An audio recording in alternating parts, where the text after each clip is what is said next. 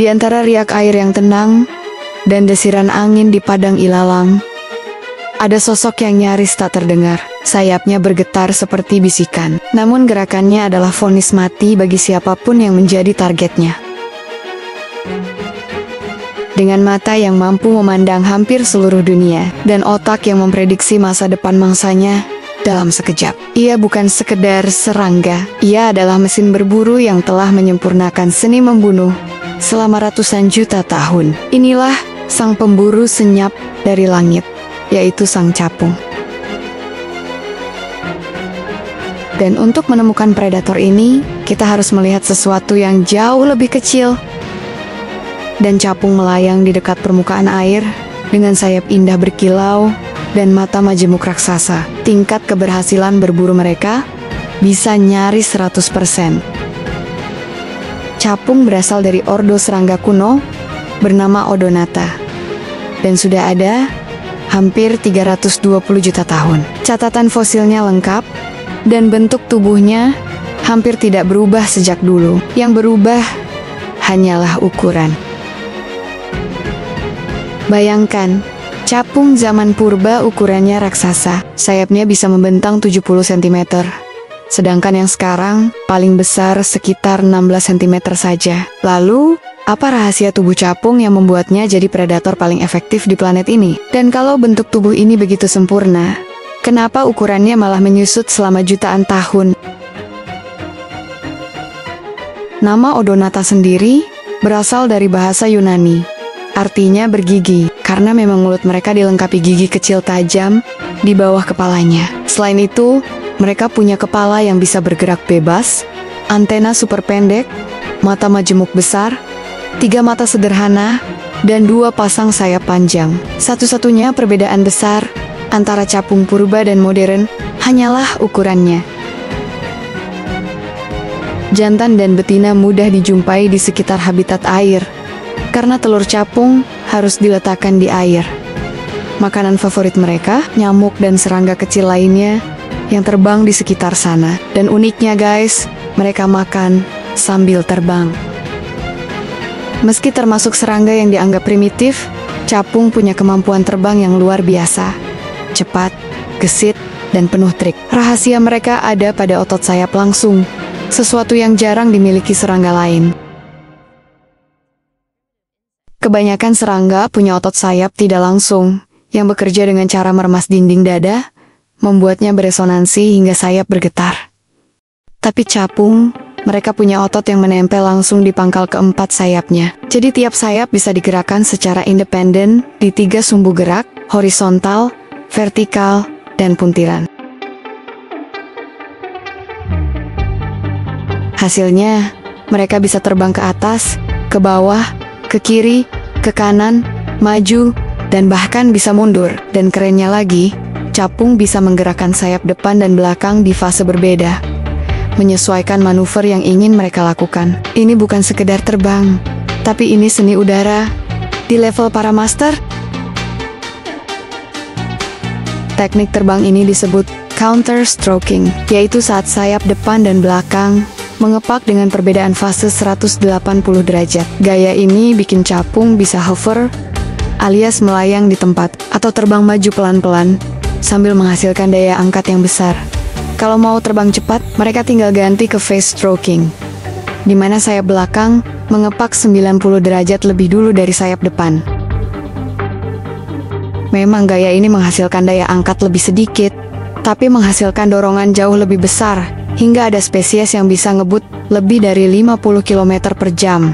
Kecepatan segitu? Ya jelas, capung adalah serangga terbang tercepat di dunia. Tapi tunggu, ada lagi. Mereka juga bisa melakukan synchronized stroking, yaitu sayap depan dan belakang mengepak bersamaan. Fungsinya untuk meningkatkan akselerasi dan siap-siap bermanuver, seperti berbelok cepat atau mengejar mangsa. Teknik ini bikin daya angkat jadi luar biasa, tapi nggak bisa dipakai lama. Biasanya cuma keluar saat momen berburu penting. Dan ini yang bikin Dewi geleng-geleng kepala. Capung juga bisa terbang mundur. Hampir nggak ada hewan yang bisa begitu, kecuali segelintir serangga kecil lain dan burung kolibri. Caranya mereka memiringkan tubuh hingga 90 derajat, sehingga arah dorongan sayap berubah. Kalau lagi malas mengepak, capung bisa juga memilih melayang bebas memanfaatkan arus angin naik atau updraft. Atau, ini agak romantis, beberapa capung betina kadang nebeng pada jantan, dan si jantan yang ngepak sayap untuk membawa mereka berdua. Kemampuan berpindah di antara berbagai gaya terbang ini, plus akrobat udara yang gila presisi, membuat capung jadi predator udara paling efisien. Mereka nggak cuma hebat memburu, tapi juga lincah menghindari predator. Nah, rahasia lain ada di pterostigma, yaitu bintik kecil berwarna di tepi depan sayap. Bintik ini lebih berat daripada bagian sayap lainnya, jadi berfungsi sebagai counterweight. Dari sisi biomekanik, bobot pterostigma menggeser pusat massa, sehingga sayap nggak gampang bergetar liar atau flutter saat melayang cepat. Kalau tanpa ini, sayap bisa kehilangan kendali, dan itu bisa mematikan, sama seperti getaran fatal yang pernah meruntuhkan Tacoma Narrows Bridge tahun ke-1940. Uniknya, pterostigma ini cuma kurang dari 0,1% dari berat tubuh capung, tapi bisa bikin kecepatan terbangnya naik 10-25% lebih tinggi. Lalu, sayap capung itu ternyata tidak datar. Urat-uratnya membentuk lipatan 3D atau corrugations yang membuat sayap lebih kuat dan stabil. Pola ini mencegah sayap melengkung atau rusak akibat resonansi, dan membantu mereka mengubah sudut serang atau angle of attack. Hal ini untuk menghasilkan daya angkat ekstra. Tapi, bukan cuma kecepatan, kestabilan dan kelincahan yang membuat capung jadi raja udara. Yang paling memukau adalah cara mereka melihat dunia. Mata majemuk mereka adalah yang terbesar di kerajaan serangga, dan terdiri dari lebih 30.000 lensa kecil yang disebut ommatidia. Masing-masing bekerja seperti teleskop mini yang menangkap cahaya dari arah tertentu. Karena mata ini melingkari hampir seluruh kepala, bidang pandang mereka hampir 360 derajat penuh. Artinya, capung bisa mengawasi calon mangsa dari segala arah tanpa harus memutar tubuh sedikit pun. Setiap ommatidium punya 4-5 jenis opsin protein, peka cahaya yang mampu menangkap berbagai warna dari oranye hingga ultraviolet. Ini sangat berguna untuk berburu di siang hari, sekaligus untuk melihat sinyal visual dari betina saat musim kawin. Dengan 30.000 mata dan pandangan hampir penuh, ya pantas saja capung seperti punya radar bawaan yang bikin mereka jadi pemburu tak tertandingi di udara. Dengan penglihatan hampir 360 derajat, capung memang tidak setajam manusia atau burung dalam melihat detail, tapi soal mendeteksi gerakan, mereka jauh lebih peka dari kita. Bayangkan, seekor mangsa di kejauhan biasanya hanya menempati kurang dari 1 derajat di bidang pandangnya. Artinya cuma melewati 2-3 ommatidia saja. Dan otak capung sudah langsung memproses sinyal itu untuk ngejar atau menghindar. Dan cepatnya bukan main. Mata capung juga punya spesialisasi berdasarkan wilayahnya. Bagian atas dorsal mata paling sensitif terhadap cahaya gelombang pendek, seperti ultraviolet dan biru. Makanya banyak capung terbang rendah di atas permukaan air saat mencari mangsa. Dengan model begitu, calon target tampak jelas kontras dengan langit biru di belakangnya. Sementara bagian tengah dan bawah atau ventral, mata sensitif terhadap spektrum warna yang lebih luas. Kemungkinan ini berguna untuk mengenali dan membedakan sesama capung, apakah itu calon pasangan atau pesaing yang biasanya mereka dekati dari depan atau atas. Warna ini juga membantu mereka mengenali mangsa yang diam. Misalnya serangga yang terjebak di jaring laba-laba, yang kadang mereka jarah diam-diam dari laba-laba yang tak curiga. Kemampuan penglihatan yang luar biasa ini, dipadukan dengan keahlian terbang mereka, melahirkan predator udara yang hampir sempurna. Tapi kunci utamanya bukan cuma pada sayap atau mata, melainkan pada otak mereka. Otak capung punya strategi berburu yang sangat teroptimasi, memungkinkan mereka memprediksi kemana mangsa akan bergerak lalu bermanuver cepat untuk mencegatnya. Dari penelitian pada burung pemangsa dan serangga pemburu lain, ada dua teknik utama dalam mengejar mangsa: tracking dan interception. Tracking itu seperti mengikuti mangsa secara terus-menerus di satu titik bidang pandang, lalu mempercepat sampai akhirnya bisa menyergap. Biasanya si pengejar akan bergerak melingkar mendekat. Interception adalah teknik terbang menuju titik tempat mangsa akan berada, bukan ke posisi mangsa saat ini. Nah, interception ini jauh lebih sulit, karena otak harus memproses posisi dan kecepatan predator serta mangsa secara bersamaan. Tapi kalau berhasil, predator tak harus mengandalkan kecepatan mutlak, dan ini hemat tenaga banget. Pada manusia, interception adalah kemampuan yang harus dilatih. Tapi pada capung, perilaku ini kemungkinan terprogram alami di sistem saraf mereka, menghubungkan sistem visual langsung ke sistem motorik. Meski begitu, teknik interception punya tantangan. Mangsa yang diburu tidak akan berada di satu titik pandang tetap. Solusinya si capung menyesuaikan gerakan kepala hampir sinkron dengan gerakan mangsa, sehingga target selalu berada di area penglihatan terbaik mereka. Bahkan, sinkronisasi ini begitu sempurna, sampai gerak kepala mereka tampak bukan reaksi, tapi murni prediksi.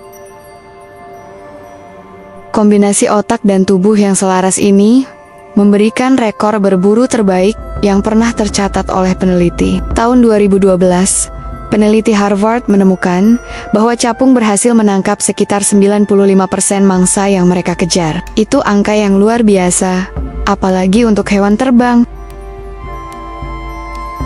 Mangsa mereka biasanya serangga terbang seukuran kepala atau lebih kecil, seperti lebah, ngengat, lalat, nyamuk, atau nats. Spesies capung besar bahkan bisa memakan capung lain. Tapi kalau mereka adalah pemburu paling hebat di udara, kenapa evolusi justru membuat mereka memangsa mangsa kecil? Kenapa tidak dibiarkan saja seperti raksasa 70 cm yang mendominasi langit dan menyambar mangsa besar? Nah, ada dua hipotesis utama soal ini. Kenapa ukuran capung jadi mungil seperti sekarang, dan keduanya bisa saja benar. Pertama, sekitar 300 juta tahun lalu, kadar oksigen di atmosfer jauh lebih tinggi daripada sekarang. Banyaknya oksigen ini memungkinkan serangga punya tubuh jauh lebih besar, karena pernapasan mereka mengandalkan difusi oksigen secara pasif dan aktif lewat lubang kecil di kulit atau spiracle. Begitu kadar oksigen turun seperti sekarang, batas ukuran maksimum serangga pun ikut menyusut. Kedua, sekitar 150 juta tahun lalu, mulai bermunculan dinosaurus kecil yang bisa terbang dan burung purba. Mereka kemungkinan mengalahkan capung raksasa dalam persaingan di ceruk ekologi yang sama. Dengan burung memburu mangsa besar, dan capung memburu yang lebih kecil. Spesies capung mungil justru lebih punya peluang bertahan hidup. Kalau dipikir-pikir, sangat sedikit serangga yang bisa menandingi kesuksesan capung. Mereka sudah bertahan ratusan juta tahun dengan set adaptasi mematikan yang membuatnya tetap jadi predator puncak. Tak heran insinyur dan ilmuwan berlomba-lomba mempelajari mereka. Bahkan, capung jadi inspirasi untuk banyak proyek biomimikri, mencoba meniru cara mereka melacak target dan melakukan akrobat di udara. Memang, sampai sekarang belum ada drone mini bebas terbang yang ukurannya setara capung di pasaran. Tapi sudah banyak prototipe micro unmanned air vehicle yang sedang dikembangkan. Jadi, lain kali, kalau Om atau Sobat Trisakti Bird Farm lihat capung terbang di tepi kolam, sempatkan sebentar untuk mengagumi pemburu langit ini, dan bersyukurlah ukurannya sudah kecil. Atau, kalau kebetulan Om lahir jadi lalat buah, ya siap-siap saja masuk daftar menu makan siang mereka. Tapi tunggu dulu guys, cerita capung tidak berhenti di udara saja. Larvanya, yang hidup di bawah air, sama mematikannya. Dengan rahang retractable, yang bisa melesat keluar setengah panjang tubuhnya. Mereka berburu di dunia yang bahkan lebih alien daripada capung dewasa yang kita kenal. Strategi berburu mereka di air lebih mengerikan lagi. Kalau Om mau lihat dunianya lebih dekat, ada dokumenter Dragons and Damsels di Curiosity Stream yang luar biasa. Durasi 50 menit, narasi gaya David Attenborough, penuh cuplikan close-up berburu dan terbangnya capung. Plus, eksperimen keren pakai asap untuk mempelajari aerodinamikanya. Dari permukaan air yang sunyi hingga langit yang tak terbatas, capung telah menguasai dua dunia. Di udara, ia adalah penguasa tak tertandingi. Di bawah air, larvanya adalah pemburu yang sama mematikan. Ratusan juta tahun berlalu, dinosaurus punah, gunung runtuh, dan lautan berubah. Namun capung tetap bertahan, nyaris tanpa berubah. Seolah alam telah menciptakan kesempurnaan sejak awal. Jadi, lain kali saat kita melihatnya terbang di senja hari, dan ingatlah, kita sedang menyaksikan salah satu mahakarya terbesar, ciptaan Tuhan, sang pemburu abadi yang telah menari di langit, jauh sebelum manusia pertama mengangkat pandangannya.